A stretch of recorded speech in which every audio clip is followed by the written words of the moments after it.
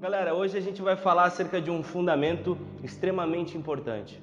E a gente gosta muito de pregar sobre fundamentos porque de fato é o que nos move na vida cristã. Assim como fala no Evangelho de Mateus, capítulo 7, que fala sobre a casa na rocha e a casa na areia, né? Então a Bíblia conta que existiam duas casas e uma estava alicerçada na areia e outra estava alicerçada na rocha, e a Bíblia conta que vieram os ventos fortes e uma dessas casas caíram. Qual delas que caiu? A da areia. Por quê? Porque é um alicerce que realmente não conseguia se manter. E já a casa na rocha não, ela se manteve firme e forte. Então nós queremos pregar sobre um fundamento para que quando vier o dia mal, que a Bíblia sempre fala que o dia difícil vem, o dia mal vem, não é verdade? E que você não venha cair. Porque todos nós passamos por lutas e por batalhas, mas a forma do nosso alicerce diz muito sobre como nós iremos enfrentar tal batalha. Por exemplo, a gente pode andar aqui na rua, tem vários prédios aqui, né? Então se vier uma tempestade, uma enchente e tudo mais, a gente vai descobrir qual prédio está bem alicerçado ou não. Agora, num dia hoje que está sem chuva, sem nada, a gente não consegue saber, né? Por quê? Porque a gente olha de fora, tá tudo bonitinho, tudo pintadinho, tudo certinho. Mas no dia que vier uma enchente, vier uma chuva forte, a gente vai descobrir qual casa ou qual prédio está bem alicerçado. Isso é engraçado que na igreja a gente vê isso, porque todo mundo está aqui, está todo mundo bonitinho, todo mundo com essa máscara, tudo certinho. A gente não sabe dizer quem tem problema e quem não tem problema, não é verdade? A gente não sabe, não posso dizer se tal pessoa está alicerçada sobre a rocha ou sobre a areia. Mas no dia mal você vai saber em quem você está alicerçado. Será que sua casa vai cair ou ela vai permanecer firme? Isso é muito importante. E um dos alicerces mais importantes, fundamentos mais importantes da vida cristã é que Deus é Pai. Deus é nosso Pai. Amém? E eu quero conversar sobre essa paternidade de Deus com você. E eu queria convidar você a abrir o Evangelho de Lucas, capítulo 15, versículo 11. Nós vamos ler uma história bem conhecida, tá? Lucas 15, versículo 11, vamos ler até o 32. Olha só, Jesus continuou: um homem tinha 2 filhos. O mais novo disse a seu pai: pai, quero a minha parte da herança. Assim ele repartiu sua propriedade entre eles. Não muito tempo depois, o filho mais novo reuniu tudo que tinha e foi para uma região distante. E lá desperdiçou os seus bens, vivendo irresponsavelmente. Depois de ter gasto tudo, houve uma grande fome em toda aquela região, e ele começou a passar necessidade. Por isso foi empregar-se com os cidadãos daquela região, que o mandou para o seu campo a fim de cuidar de porcos. Ele desejava encher o estômago com as vagens de alfarrobeira que os porcos comiam, mas ninguém lhe dava nada. Caindo em si, ele disse: quantos empregados de meu pai têm comida de sobra e eu aqui morrendo de fome? Eu me porei a caminho e voltarei para o meu pai, e lhe direi: pai, pequei contra o céu e contra ti. Não sou mais digno de ser chamado teu filho. Trata-me como um dos teus empregados. A seguir, levantou-se e foi para o seu pai. Estando ainda longe, seu pai viu e, cheio de compaixão, correu para o seu filho, abraçou e o beijou.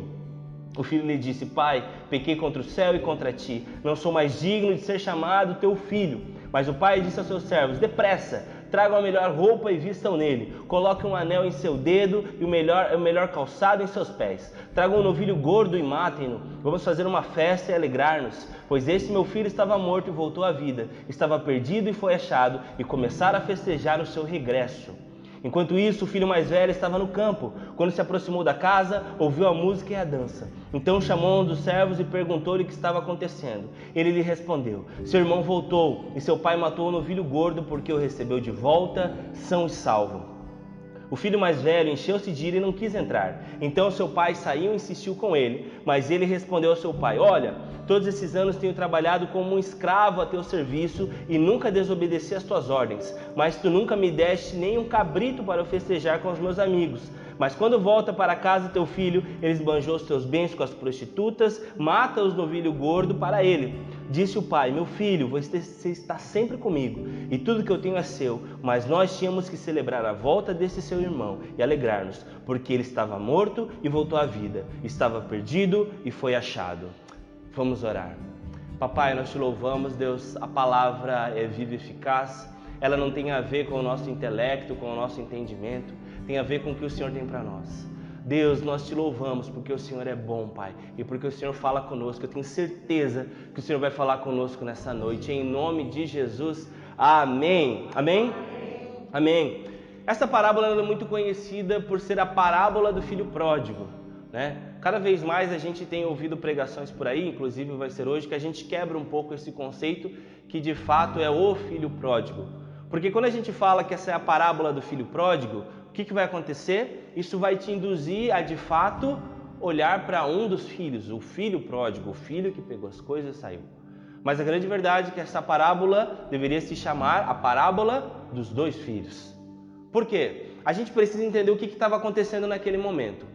Jesus estava andando e vieram os fariseus e também pecadores, pessoas que deliberadamente diziam: eu sou pecador, eu falho mesmo.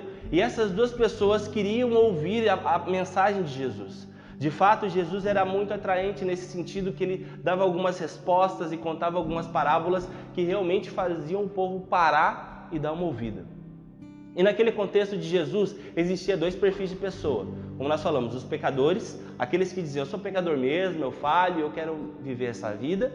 E um outro perfil de pessoa que era o quê? Os religiosos, que eram pessoas que de fato enchiam o peito para dizer: olha, nós somos fariseus, nós cumprimos toda a lei e assim por diante. Então essas duas pessoas.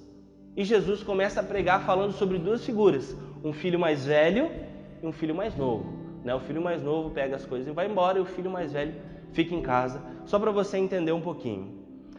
Uma das coisas que é bem importante a gente entender, tá? Sobre essa parábola. Essa parábola ela vai falar acerca do que é pecado, do que é salvação e o que é santidade. Nessa parábola a gente vai abordar tudo isso entendendo a paternidade de Deus, e eu quero que você preste atenção, tá? Por quê? Porque primeiro Jesus começa a conceituar que Deus é Pai. Por isso ele conta essa história para os dois públicos dizendo: um pai tinha dois filhos. Então o primeiro conceito que Jesus quer trazer, e de fato é o conceito que Deus é que Ele é Pai, tá?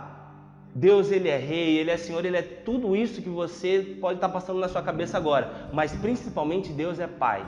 Vou dar um exemplo: meu pai está aqui, digamos que ele tem uma empresa grandona e ele vai lá e me convida para trabalhar. Filho, eu quero que você trabalhe com o pai lá na empresa. Beleza. Aí um dia chega um pessoal para fazer uma reunião com meu pai. Como que meu pai vai me apresentar para esse pessoal? Olha, esse daqui é meu funcionário que também é meu filho. Ou ele vai dizer: esse aqui é meu filho que também trabalha comigo. Não é verdade?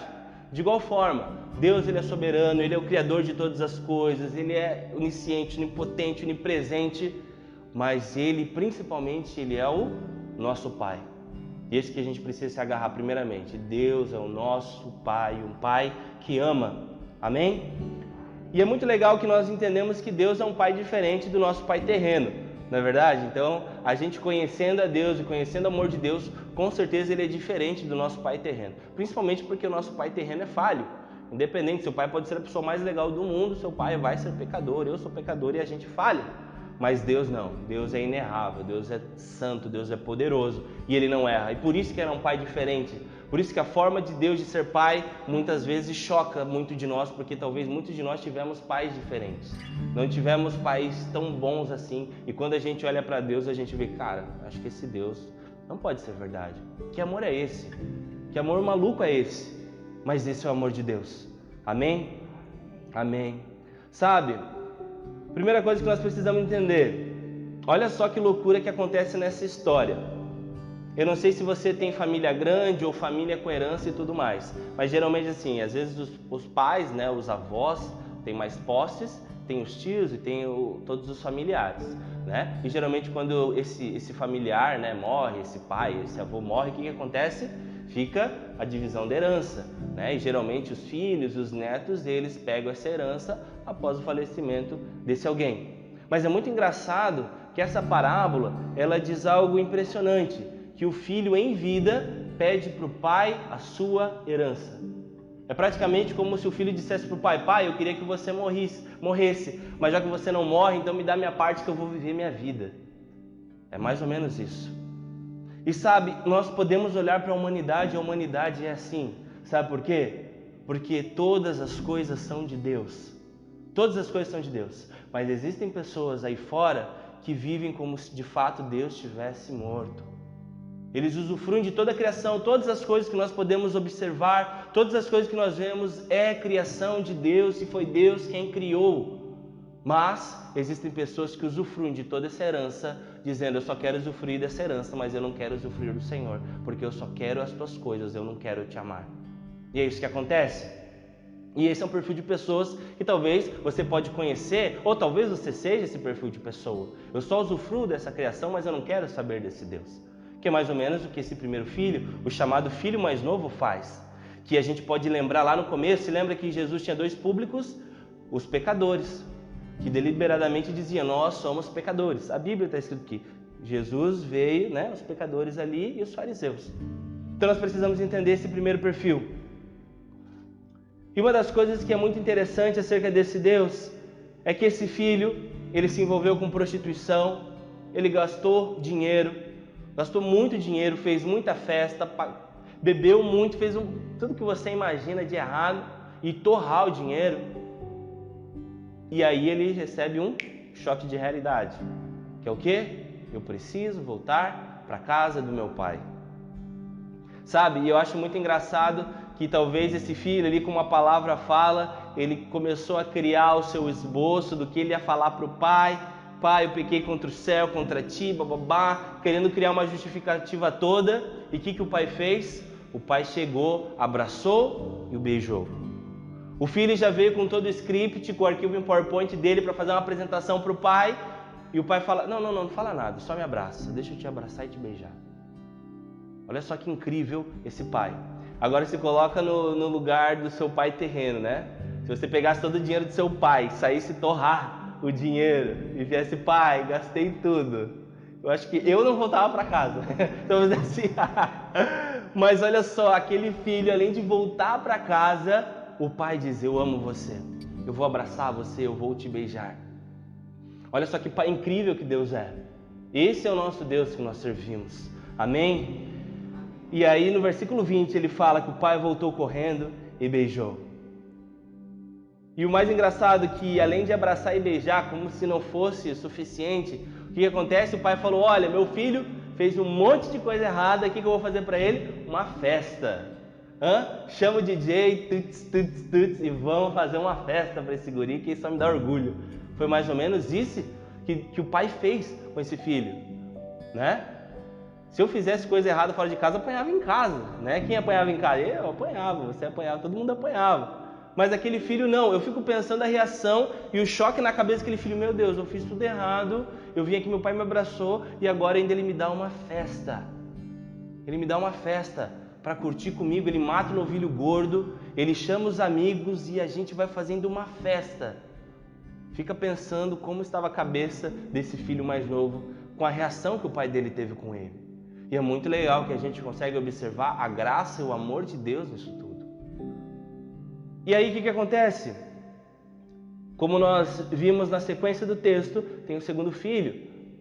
Enquanto está acontecendo toda essa festa maravilhosa, a galera curtindo, o pai vai lá chamar esse segundo filho. O que ele fala? Ei filho, vamos lá, teu irmão chegou, vamos lá conversar com ele, vamos lá curtir essa festa. E o que o filho mais velho fala? Pai, como assim? Ele fez tudo o que fez, ainda tu dá uma festa para ele, eu que estou aqui, o Senhor não me dá nada. Sabe, é muito engraçado que esse segundo filho, representando os fariseus naquele contexto e trazendo para nós, é alguém querendo ensinar Deus a ser pai. É querendo ensinar Deus como usar os recursos deles e o amor dele, o perdão dele, não é verdade? Porque era isso que esse filho estava dizendo. O filho mais velho está dizendo: pai, você não sabe usar os seus bens.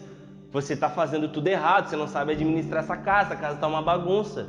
E ainda o Senhor faz uma festa. Mas o que o pai fala? Filho, tudo que eu tenho é teu.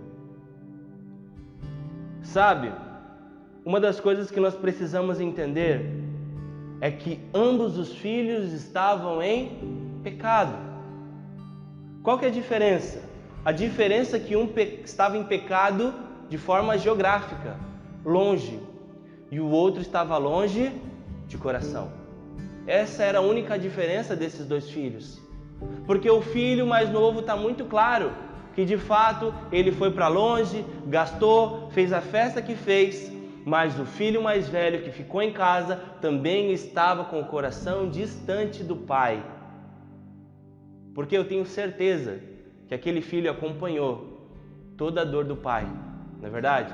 Provavelmente aquele filho mais velho que ficou em casa via o pai às vezes indo lá na esquina, no pôr do sol, olhando assim de longe. Será que meu filho está vindo? Talvez já pegou o pai chorando no quarto.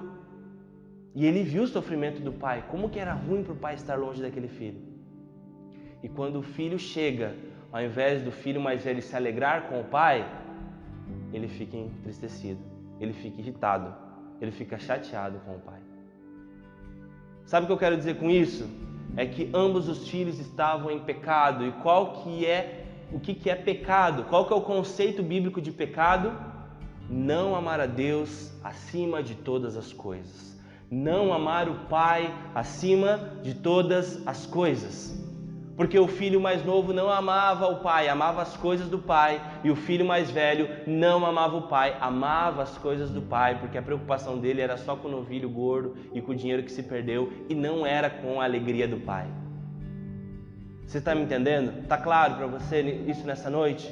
Nós entendemos que esses dois filhos estavam em pecado, porque o pecado é não amar o pai acima de todas as coisas. Sabe, nós precisamos entender que o pecado é um problema cardíaco que a gente fala, é um problema de coração. O pecado é um problema de coração. Por isso que quando nós aceitamos a Jesus, nós pedimos: Deus, me dá um novo coração, um coração que te ama, um coração que bate por ti. Sabe, nós precisamos entender quem somos nós. Será que nós somos alguém como o filho mais novo, que só quer usufruir da criação de Deus e esquecer do pai? Ou nós somos o filho mais velho, que, entre aspas, faz todas as coisas, mas também com a intenção de só colocar a mão nas coisas do pai. Faz as coisas só com a intenção de ter o favor de Deus. Isso é muito sério, porque talvez a igreja, todos nós falhamos, todos nós estamos em pecado, mas nós entendemos que muitas pessoas, até dentro da igreja mesmo, estão batendo cabeça em relação a esse pecado, de amar as coisas do que amar a Deus. Você está me entendendo? O que nós precisamos entender, como nós falamos, conceituamos o que é pecado. Agora eu quero falar o que é salvação. O que é salvação? É um plano do Pai. É quando o Pai vem trazer vida, trazer esperança, trazer um novo nascimento. Isso é muito legal de a gente entender que salvação é um plano do Pai e não nosso. E é muito legal que nós entendemos que tanto com o primeiro filho quanto com o segundo filho, o pai foi atrás do filho. Não é verdade? O primeiro filho, beleza, ele ficou comendo a comida dos porcos, mas daí, preciso voltar para o meu pai. Mas quando o pai viu ele de longe, o pai foi até ele, abraçou e beijou. O filho mais velho, quando estava fora da festa, o que o pai fez? O pai foi até o filho conversar com ele lá fora da festa. Então, nós precisamos entender, o pai vem até o filho. Isso é muito legal, porque eu não sei qual que é a sua real intenção vindo numa igreja, estando no ministério. Mas uma coisa que eu sei nesses 20 e poucos anos de igreja é: ninguém vem na igreja por causa de Deus. Todo mundo vem na igreja por causa de algum motivo, não é verdade? Muitas pessoas que eu conheço vieram porque estavam com problema no casamento, problemas financeiros, problemas profissionais, entre outros. Mas deixa eu falar, a partir do momento que você dá esse passo de vir, o Pai te pega. Se você permitir, amém? Se você permitir, você está vindo, mas quem realmente te pega mesmo é o Pai, porque o Pai quer te dar muito mais do que coisas, Ele quer te dar salvação, vida nova, amém? Amém. Senhor Jesus, Ele quer você, nós não somos nada sem Jesus, e essa tem que ser a nossa oração sempre, meus irmãos. Deus, assim como o Senhor me achou, acha meus familiares, acha meus amigos, acha aquele meu alvo, acha aquela pessoa que eu quero alcançar, porque o Senhor é aquele que alcança. Você pode evangelizar muitos, mas também interceda, porque mesmo você trazendo, quem que realmente vai causar um impacto é o Espírito Santo, que vai convencer do pecado, da justiça e do juízo. Fala: Pai, pega essas pessoas em nome de Jesus, alcança eles. Essa tem que ser a nossa oração, meus irmãos, em nome de Jesus. A salvação requer arrependimento. Nós precisamos se arrepender, abrir mão do que nós entendíamos, o que era a vida antes e do que é a vida agora. Sabe, nós, como eu falei antes, nessa história, do filho mais novo e do filho mais velho, principalmente o filho mais novo, está muito claro que é pecado para ele o arrependimento dele, não é verdade? Porque o filho mais novo é só ele parar de gastar as coisas do pai, pedir perdão, não se envolver mais com prostituição, realmente coisas mais externas, visíveis.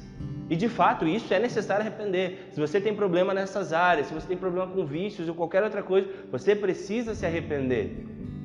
Mas deixa eu te falar, esses pecados muitas das vezes são mais detectáveis. É muito mais fácil você detectar algum pecado. Mas e detectar o pecado do filho mais velho? Como fazer? Porque uma coisa é você se arrepender de coisas erradas. Outra coisa é você se arrepender de coisas que você acha que estava fazendo certo. Não é verdade? E aquele filho mais velho, na cabeça dele, ele realmente estava fazendo tudo certo e ele tinha o direito de colocar o dedo na cara do pai e dizer: pai, você tem que me dar mais, o Senhor não sabe administrar essa casa. Mas nós precisamos entender, o filho mais velho também estava em pecado, e um pecado de religiosidade, de fazer coisas. Talvez ele fazia jejum querendo trocar coisas com Deus. Talvez muitos de nós já fizemos isso. Não, eu vou fazer jejum porque eu preciso passar em tal teste. Não, eu vou fazer uma oração aqui, mais 7 semaninhas aqui, que vai dar certo aquele meu carro. Cara, isso é síndrome de filho mais velho. De alguém que faz coisas para poder chegar para Deus e dizer: ei, você está me devendo, hein? Mas deixa eu te falar, nós não merecemos nada. O que nós temos é graça de Deus. A graça de Deus está sobre nós e não precisamos de mais nada. Só a graça de Deus, como diria o apóstolo Paulo, a tua graça me basta. Minha pergunta é, você sabe dizer isso? É difícil, né? É difícil tirar o controle das nossas mãos e entregar para Deus e dizer: não, então a tua graça me basta, é contigo. Muitos de nós queremos ficar com a mão no volante e muitas das vezes nos tornamos religiosos e que muitas vezes achamos que merecemos coisa de Deus, mas não merecemos. Amém? Nós precisamos nos arrepender e fazer: Senhor, tudo que eu faço é porque eu te amo, tudo que eu faço é em gratidão pelo que o Senhor já fez por mim. Amém? E como eu falei, falamos sobre pecado, salvação, arrependimento, que é mudar de atitude plenamente. Que se você roubava, você agora doa. Lembra? Lembra da história de Zaqueu? Antes eu roubava, agora eu dou. Lembra-se do soldado romano com Paulo e Silas? Antes ele bateu em Paulo e Silas. Depois que ele alcançou o favor de Deus, recebeu salvação, o que ele fez? Ele limpou os machucados de Paulo e Silas que ele tinha feito na prisão. Isso é arrependimento. Se você machucava, agora você traz cura. Se você maltratava, agora você abençoa. Isso é arrependimento. Uma mudança de 180 graus na vida do cristão. Amém, meus irmãos? E agora, falar o que é santidade. Falar pra gente fechar acerca de santidade. Olha só. Sabe, a estratégia de Deus é sempre festa. Deus é um Deus da festa. Em Lucas 15, se a gente lê, além dessa parábola que a gente abordou aqui, existem outras 2 histórias, que é da moeda perdida, da moeda perdida e também da ovelha perdida e do filho perdido. São os 3 perdidos da história. O que tem em comum nessas 3 histórias? No final, sempre quando foi achado a ovelha, a dracma, ou a moeda, ou o filho perdido, o que aconteceu? Festa. A Bíblia fala que de fato há festa no céu quando um pecador se arrepende. Festa no céu. E de fato, eu não sei como foi o seu dia, mas eu creio que quando você aceitou Jesus foi um dia de festa, não foi? Quando você se batizou, você se alegrava, meu, que dia incrível! Eu não queria que esse dia acabasse, porque é muito legal, todo mundo se abraçando, se emocionando, e eu sentindo a presença de Deus e tudo mais. Por quê? Festa. Não tem como você não lembrar de uma boa festa. Cara, eu lembro como se fosse agora há pouco a festa do meu casamento. Foi muito legal. A gente curtiu muito, foi muito top. Dançamos um monte.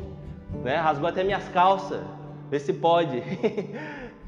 Mas foi muito legal, porque foi uma festa marcante, memorável e marcou a minha história. E nós precisamos entender que festas boas ficam marcadas.